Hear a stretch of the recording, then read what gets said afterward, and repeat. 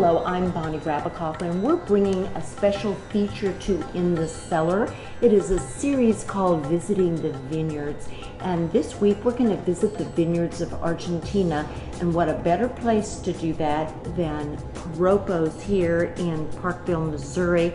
Cribb is our co-host with Marquee Selections, and its owner and keeper of the Argentinian culture, Christina Worden, and thank you for inviting us into the beautiful Piropos Grille here in Parkville. Thank you. Okay, so if we were talking about Argentinian wine, we had to be here with... We did. Maybe we might start with your story and where you came from and how you brought Argentina here to Kansas City. Yes, Did that, yes, you and did it was a pleasure. I was born in Argentina. I was born in Buenos Aires. I've been in Mendoza many times. As a matter of fact, my brother-in-law is from Mendoza. So I started tasting wines very early in my age. And I just love Malbecs. Also, the unique climate of Argentina and their devotion to organic and crisp. We've got a unique opportunity. We have two companies, Vinicol and Calajori, that are both 100% organic that we work with. And the first thing to say is their vineyards are very high in elevation. You know, they most of, I think, some of them over 3,000 meters. Yes, because Mendoza is really desert terrain, and it's desert until you get to the foothills of the Andes Mountains. And they are right there at Mount Aconcagua. One of the tallest. She has to I have to say that because it's a beautiful word. It is a beautiful word. So a really unique microclimate for winemaking. Yeah, so you got that dry aspect where when the showers come over from across Chile, it goes to the top of the mountains and it snows. Yes. And so all of these vineyards on the other side are dry, and if they need water, they go to the mountains and the snow melt. Yes. So perfect. And Mendoza built these special canals. They go through the vineyards. So when the snow melts, it's the water for the vineyard, and it's just wonderful. So, okay, you all are going to have to we're in the vineyard. What are we going to see? I'd say the first thing you're going to see is you're going to look up and you're going to go, wow. Wow, okay, there's the wow factor. I need a glass of wine. There's these majestic large mountains and all around, and almost you know, from vista to vista. It's probably the best way that I can put it. Exactly. It's the background of the vineyards. Yeah. Completely. So that's not a typical looking vineyard, just no. You know you're in a special place. Right. Okay. And now let's talk about the special care that the winemaker takes with these wines. Sure. So, you know, some of the techniques that I can speak to, they're doing a number of things, like they release ladybugs in the vineyards to... I just heard about that. It's a natural pesticide using ladybugs. Yes. Yeah. Yes. They release How beautiful that would be, no? Well, you know, when I was little, that was the only bug I would play with because it didn't bite or sting. A lot of the vineyards also do some counter-season flowers and grasses. That must be so gorgeous. you know, walking the vineyards, you're like, you know, you see this little batch of purple grasses and some. It's very unique, and the soil in a lot of the area is kind of got some rockiness to it. Yes, and rockiness and sandy at the same sandy. time. Yes. So that sandy, rocky soil allows for the water to drain and the vines to get very stressed. And I think one of the other things that's really interesting about the Argentinian vineyards is a lot of them are very old. Yes. Because... so what were you telling me? The vines came over when, well, Christina? the vines started coming over to Argentina in the late 1500s. Wow. As a matter of fact, people, they were growing so much wine that the king of Spain completely forgave them to keep making wine because it was putting in trouble the wines from Spain. So they say no more. Let the vineyards grow and become wild and like trees. Okay. And then it was a grape there that is, they make the rosé wine. It's a wild grape, and it's very different than everything. And it comes from the wilderness of the vineyards. All right, so too much competition for Spain. Criolla. Criolla. Yeah. Okay. We say criolla. Okay, I'm working on it. The Argentinians pronounce the double L like a Y. Ah, okay. Yes. Okay. All right, so that's rosés because we were talking about rosé. Like we have a Malbec rosé that we do from this vineyard, but the that rosé is great for some of those nice dishes. Those kind of the start of the meal. You know, if we're talking food and wine in Argentina, we've got to talk empanadas. Okay, and that is one thing that Christina told us the first time we visited the other Piropos was empanadas were everywhere on the street, in every home. It was part of celebration. Yeah, you don't make a party at home if you don't have a glass of wine and an empanada. An empanada. Okay, what would you pair with this? Tell us what we're going to drink. And Sure. This is the Calagiore Reserve or Organic Bonarda. Okay. So we talked a little bit about Malbec. Malbec is the biggest grown grape in Argentina, and Bonarda is kind of like its second son. Exactly. The second child. Okay. Yes. And it's really the only place. To life. Cheers. To good wine. And to good wine. Okay, so we're going to make a decision here. Oh, nice. So the Bonarda's got a little bit more bright fruit. Yes. Where the Malbec is a little darker fruit. Yes. This is more like red fruits, a little bit. The Malbecs are almost purple. Right. Yes. So. And this with a meat empanada will be perfect. A meat empanada. Yes. Yeah. All right, so that's what we would pair. What would we pair our Malbecs with? With what we call our asado or our parrilla or our barbecue. Okay. Okay, Which is so different meats. Okay, and the barbecues, so a little stronger flavors for the Malbec. Yes.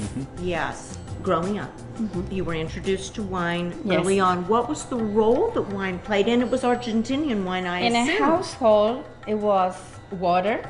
Water and wine. Those are the options. Yes. Okay, good Club household. soda and wine.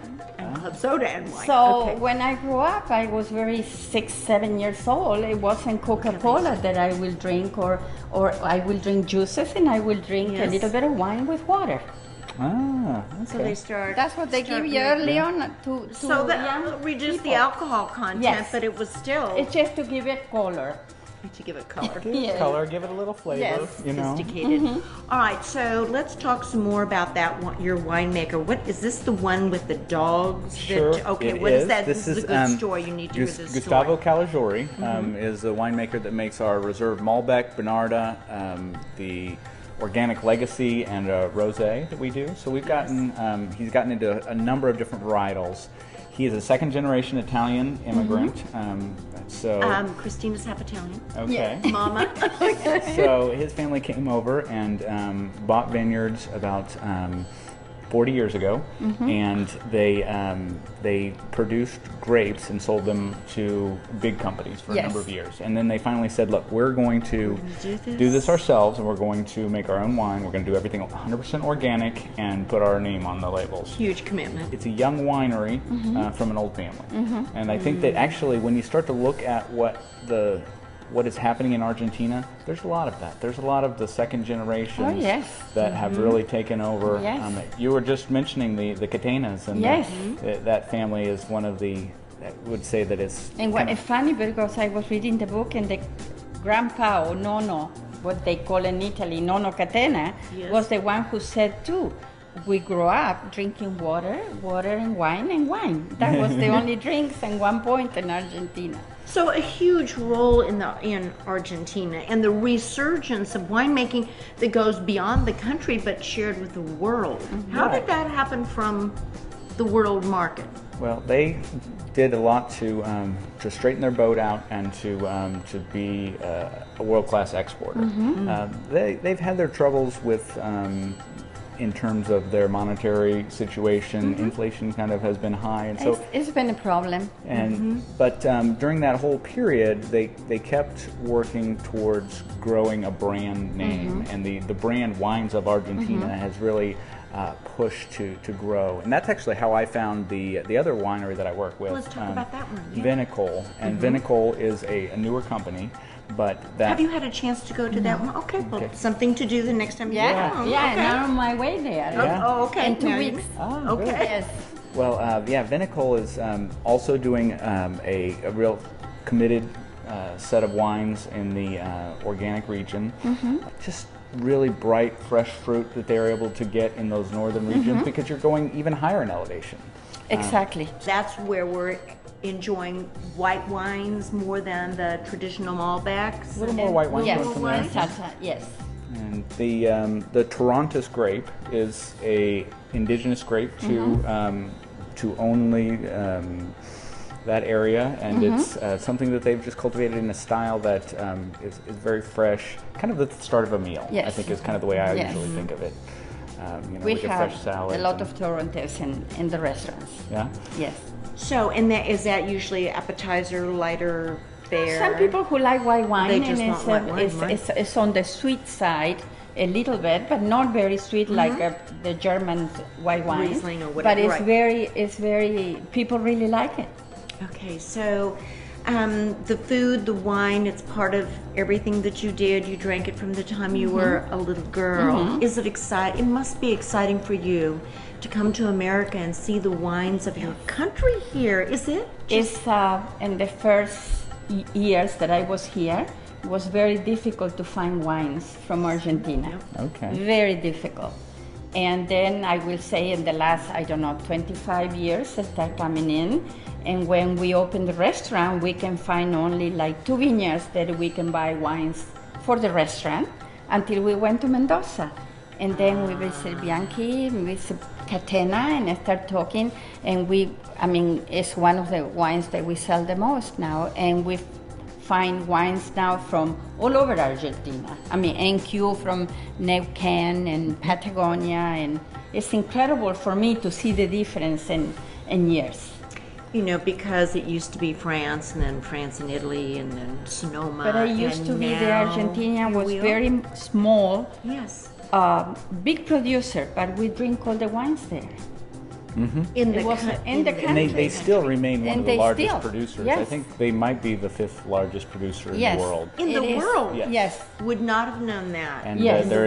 they consume a lot there. They sell a lot in the whole South American continent too. Yes. That's one of the things that I learned when I went there. Are we going to find Argentina wines in Europe? Yes. Yay. As a matter of fact, I was in Europe, I was in Hong Kong. Yes. And I drink Argentinian. Argentina? Yes. And I try to do it all the time when I travel. Well, the fact that you're asking for it, but really getting into this global market with this wonderful wine. The Malbec's just amazing. Most of the wines are. It's good when we pick the right ones. Exactly. And, just like when you make your own, everything. Yeah, just like when you make your own meals. Yes. Sometimes you've made the best steak, you made the best empanadas, and this one didn't come out too good. Okay, but that's all part of the process. Exactly. Well, so Marquee is noted for going in and finding the unique vineyards that perhaps haven't had an opportunity to find their home here in America. Wine Spectator has recognized his efforts with fabulous ratings for both the wine and value prices. We've tried to do as much as possible to help be a steward in finding that great value price. And I think that that's one of the things that when you go into a wine shop or you're going into a restaurant and looking on a restaurant list, look to Argentina as a good value proposition because you're going to get a lot of flavor. It's true. And it pairs and with great a lot prices of for the wines. Great prices for the wine. Well, Christina, we want to thank you for hosting us here at your lovely for having me. restaurant and all your passion and devotion to preserving your culture and food here for us in Kansas City. Thank you. Thank you. Thank you. I appreciate it. Thank you very much.